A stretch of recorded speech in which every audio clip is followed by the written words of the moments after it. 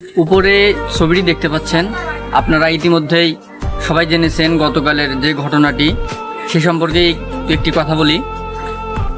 দু একটি বলতে বিস্তারিত কথাগুলি আপনারা একটু মনোযোগ সহকারে শোনেন। সেটা হচ্ছে গিয়ে গতকাল লিচুর বাগানকে কেন্দ্র করে যে ঘটনাটি ঘটেছে, এটা সম্পূর্ণ মিথ্যা এবং ভুয়া এবং বানোয়াট। এখানকার মূল কাহিনীটা হচ্ছে, ওখানকার বাগানের বেচা কেনার বিষয়টা ছিল বিগত 2 থেকে 3 বছরে ওই মেয়ের বাবার কাছে, এবং ওই মেয়ের বাবা স্বল্প পরিমাণ টাকা দিয়ে বাগানটি ক্রয় করে তার থেকেও অর্ধেক পরিমাণ টাকা নিজে আত্মসাৎ করে বাকি টাকাটা মালিক পক্ষকে দিত। কিন্তু এবছরে সেখান থেকে ভিন্নটি হয়েছে। বিগত 2-3 বছরে যা বিক্রি করত তার থেকে প্রায় 7 থেকে 8 গুণ টাকা বেশি বিক্রি করেছে এবারে লিচুর বাগানটা। তখন ক্রেতা এবং ওই মেয়ের বাবার সাথে একটু কথার কাটাকাটি, একটা মনোমালিন্য ঘটে। গতকাল মেয়ের বাবা এবং সপরিবারে তাদেরকে যে বুদ্ধি শিখিয়ে দিয়ে যখন ওই মেয়েটিকে বাগানে পাঠিয়ে দেয় লিচু আনার জন্য, অর্থাৎ প্রথমে অজুহাত নিয়ে আসে খেজুর নেওয়ার জন্য।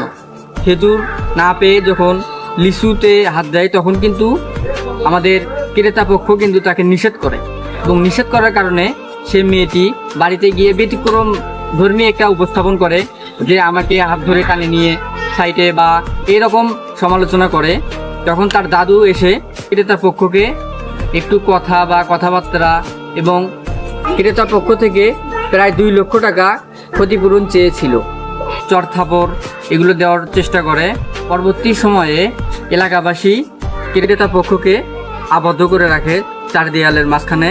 তো সেখান থেকে পরবর্তী সময়ে অনেক সময় পেরিয়ে, প্রায় 5 থেকে 6 ঘন্টা পেরিয়ে যাওয়ার পরে 8 নং শাহপাড়া ইউনিয়নের বর্তমানে গ্রাম পুলিশের দ্বারায় সেখান থেকে তাকে উদ্ধার করে নিয়ে এসে গতকাল রাতে শাহপাড়া ইউনিয়ন পরিষদে তাকে অবস্থান করানো হয়।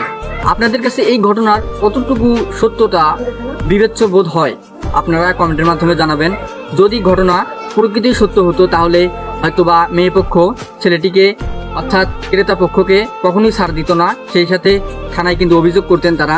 কিন্তু এ পর্যন্ত তারা কিন্তু কোনো থানায় অভিযোগ করেনি এবং সেই সাথে কোনো প্রমাণও মেলেনি। তো সুতরাং এই তথ্যটি আপনারা গণমাধ্যমে গতকাল থেকে যে বিষয়টি জেনেছেন, এটি সম্পূর্ণ ভুয়া